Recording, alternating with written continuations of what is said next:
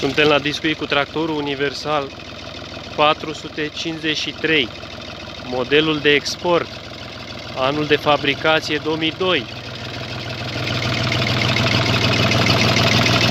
Motor în 3 pistoane, totul original pe el, cumpărat de nou de fabrică de la Brașov, totul funcțional, mici defecte, lipsă geam spate. Avem aici un disc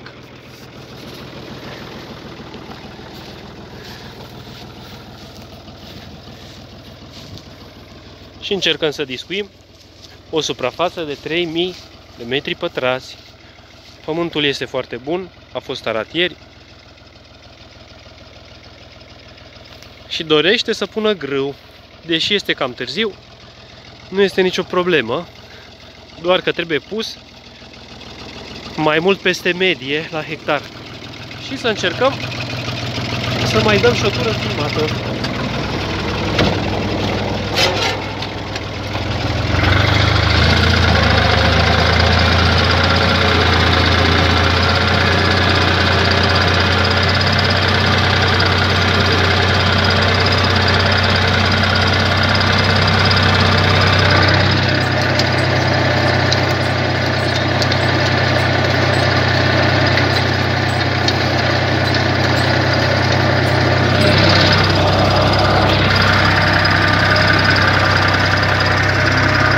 Mergem cu a patra pe greu. Este prima oară când dăm, iar a doua oară vom merge cu a întâia pe ușor.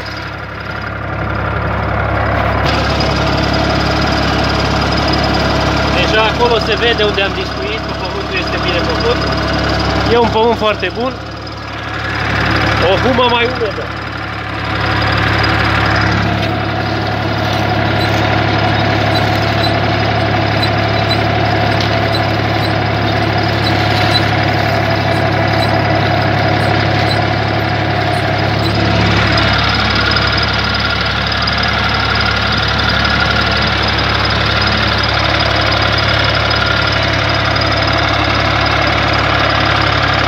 Curație 1500.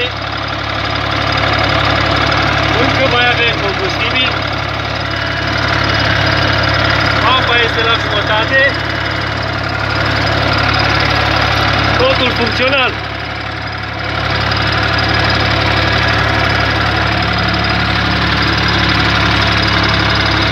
Fiind modelul de export, are și aer condiționat